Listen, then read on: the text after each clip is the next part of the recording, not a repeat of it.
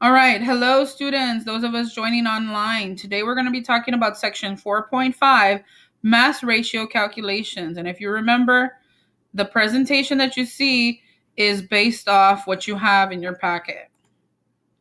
All right. I'm working with 5th period.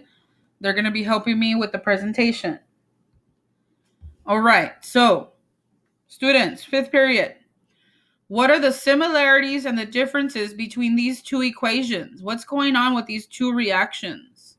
What can you tell me that is similar about these two reactions? What is the same? I have reaction 1, element A, element B, and compound AB.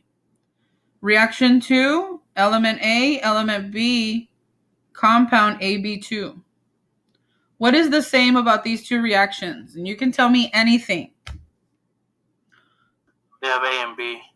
They have the same elements, right? They are talking, both reactions have the same elements, elements A and element B. That's great. This is true. What else? What's different? The number 2. All right, yes. For reaction 1, we only have one A, one B, and one compound AB. For reaction number 2, I still have one atom of element A, but now I have 2 atoms, or 2 moles, that's the correct terminology, 2 moles of element B. And that changed our compound. Our compound originally had 1 and 1. Our second compound has 1 and 2. Think about that when I'm reading the introduction, or actually, I'll read it because I have to discuss it also. It's part of our discussion. One of the fundamental laws of chemistry deals with the fact that we cannot, using chemical means, create or destroy matter.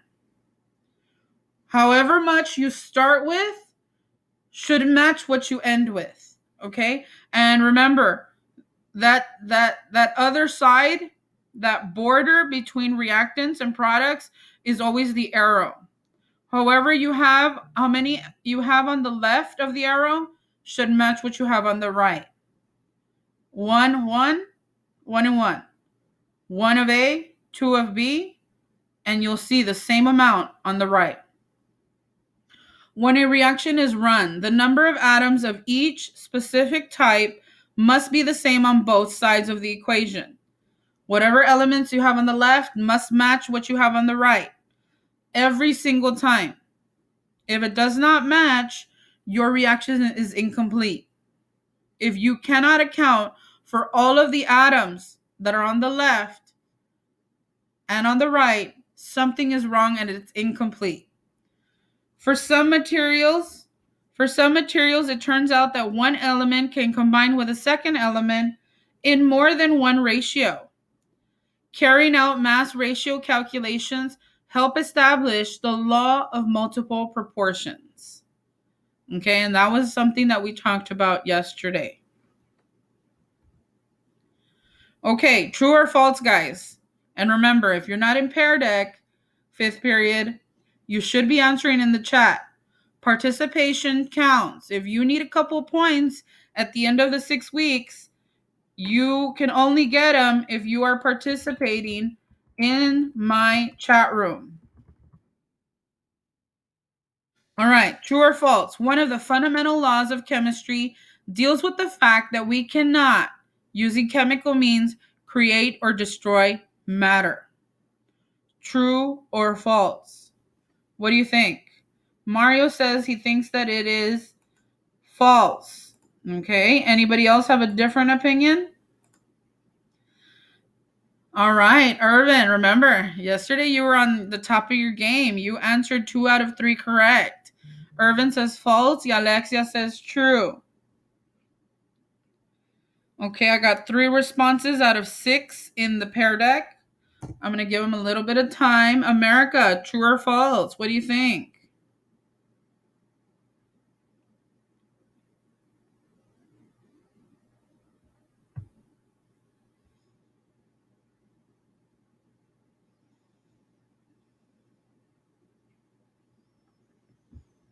Anybody else? America, Jose, Efrain, what do you think? True or false?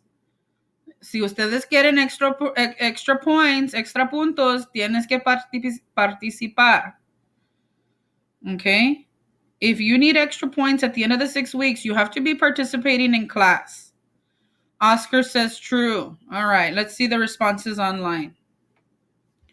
Two students have said that is a true statement. One student said that it's a false statement. Okay, are you ready? Drum roll.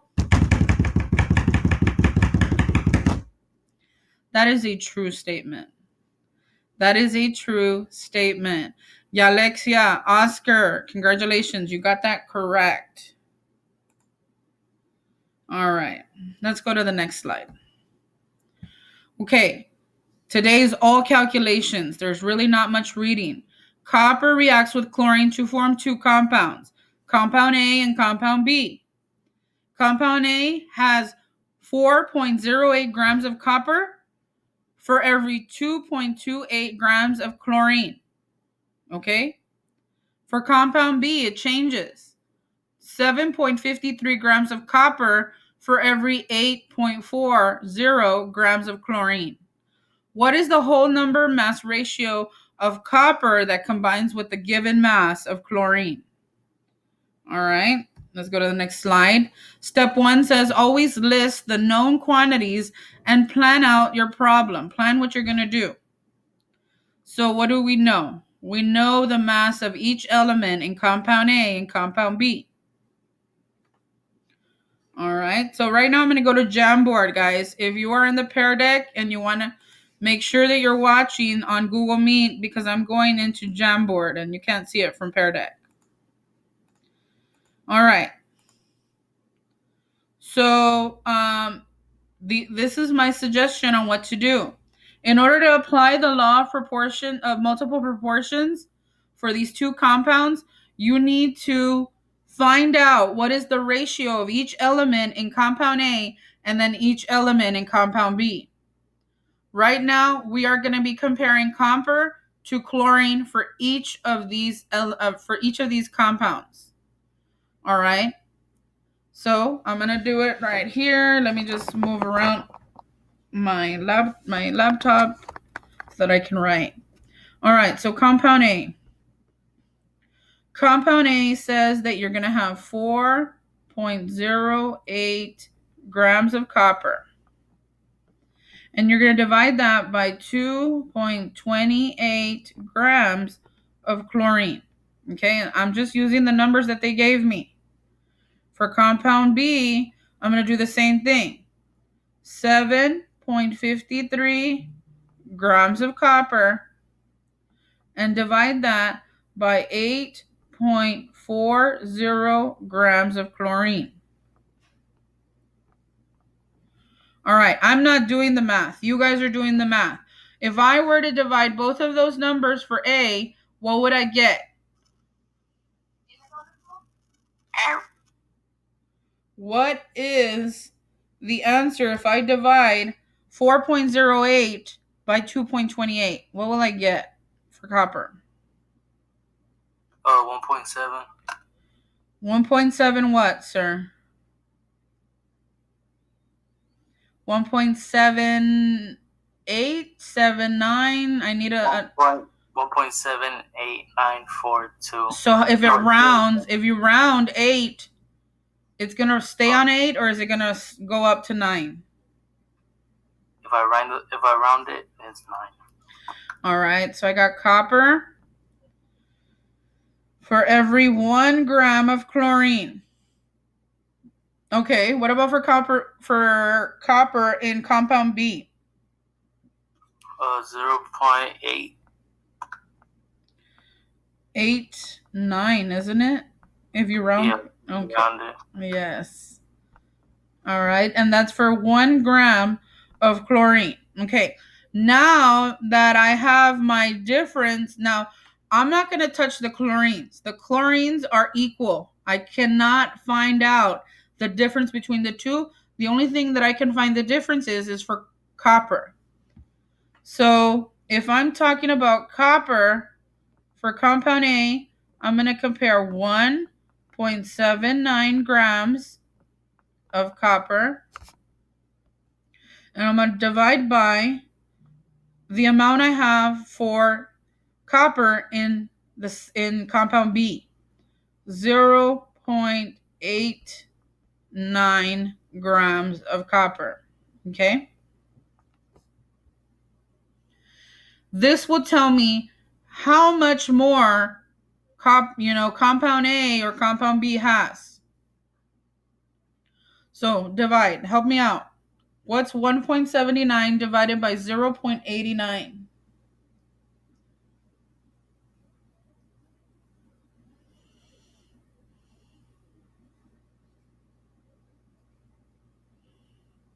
Come on, guys. Bust out that calculator. Very good. 2. So that means in compound A, I have twice as much copper as I do in chlorine. That's all it means. I'm sorry. I have twice as much copper in compound A than I have in compound B. That's all I know. Okay? If I could maybe guesstimate, take a guess as to how, maybe a formula, I could possibly say that maybe it's Cu2Cl. Okay? And I could probably say for copper, it's just 1. Okay? But for now, they're not asking us to find the formulas. They're only asking us to find the ratio of how much is copper. Okay? So that's just a little bit of extra. Okay, let's go back to Pear Deck. Step 2 says calculate, and this is exactly what we did. We took our masses for copper and chlorine, we divided, we got that 1.79 that Oscar gave. We divided the masses for compound B, we got that 0.89. And then we compared those two masses of copper, and we found that the mass of copper is twice as much as the mass of copper in compound B.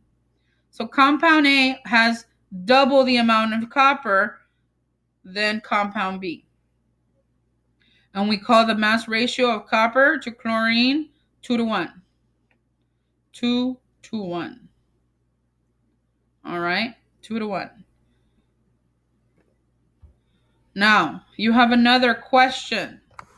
And those of you who are not in Pear Deck, I'm going to type out the multiple choice questions that are the answers.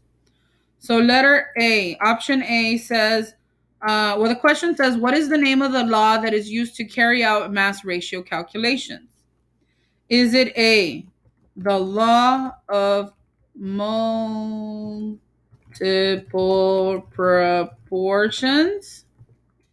Is it B, the law of conservation of mass? Or letter C, law and order? Okay, if you're not in Pear Deck, those are your options. What do you think? America says A. I got 3 out of 7 people have responded in the Pear Deck. Yalexia says A. Oscar says A. Mario says A. Let's check out what the people in Pear Deck said. Everybody's picking A. Irvin's picking A. Very good, guys. Very, very good. Yeah, that one was pretty easy, right? Because Law and Order, isn't that a show on TV? So we know it was. What? Put in order. I know. Nobody better be putting Law and Order, right? Because everybody knows that that's a TV show on NBC. And the law of conservation of mass, we haven't really talked about that since we talked about it, but last week. Recently, the only thing that we've been talking about is letter A, the law of multiple proportions. Yay. Snaps. Everybody gets snaps.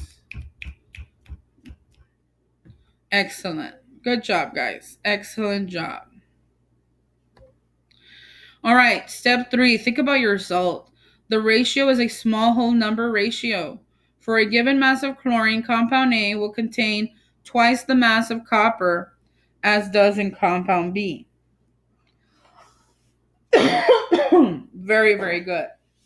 That's what we came up with. All right, we got a video, and then we're going to be finishing up today's topic.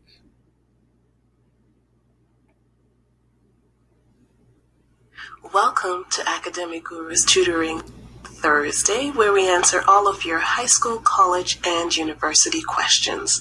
If you would like your question to be featured on next week's Tutoring Thursday, please submit your questions to questions@academicgurusinc.com. Don't forget to subscribe so you can stay current with all of our new videos. Today I'll be solving a chemistry question from Mike. It's short and sweet, and it reads, what is the hydrogen to oxygen mass ratio of glycogen? And as always, let's start off with understanding the question. What do we mean by mass ratio? The mass ratio simply means a measure of the mass of an element in relation to the mass of another element. So, for example, you could be comparing carbon to hydrogen in this case, or hydrogen to oxygen, and so on and so forth. This becomes really relevant as you advance further on in chemistry when you're talking about converting mass to moles or moles to mass. So it's a good idea to get a full grasp of this early on so that later on when you get into more of the advanced chemistry questions, this doesn't stumble you. So the question is asking us to focus on the mass ratio of hydrogen to oxygen. In a case like this, I would actually start off with the molar mass of hydrogen and oxygen, which you would simply draw from the periodic table. The molar mass of hydrogen is approximately 1 gram per mole.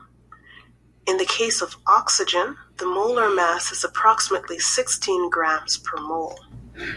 So knowing the molar mass is helpful, but it doesn't help us to establish a relationship between hydrogen and oxygen. For that, we would have to refer to the molar ratio of hydrogen to oxygen. And we derive this ratio from the glycogen compound itself. We can see here that for every mole of glycogen, there are 42 moles of hydrogen and 21 moles of oxygen. So now we've determined the mass of hydrogen and oxygen, and we've established a relationship or a ratio between hydrogen and oxygen. Now we can get down to business and actually convert what we have into a mass ratio. So let's start off with hydrogen. The compound tells us that there are 42 moles of hydrogen within glycogen. Now to convert that to a mass, we multiply that by the molar mass of hydrogen. After multiplying that through, we get 42 grams of hydrogen.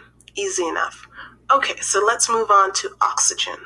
So we know that within every mole of glycogen, there are 21 moles of oxygen. And again, to convert that into grams, we have to multiply this by the molar mass of oxygen. After multiplying that through, we find that there are 336 grams of oxygen within the glycogen compound. Now that we've calculated the respective masses, we can go on to the next step and convert that into a ratio, because the question is asking us to find the mass ratio. So what we know now is that there are 42 grams of hydrogen atoms for every 336 grams of oxygen. We could stop there, but it's common convention to simplify that, and we do that by taking the lower number, in this case, which is 42 grams of hydrogen, dividing that through for both hydrogen and oxygen. So here I've divided 42 grams of hydrogen by 42 grams, and then 336 grams of oxygen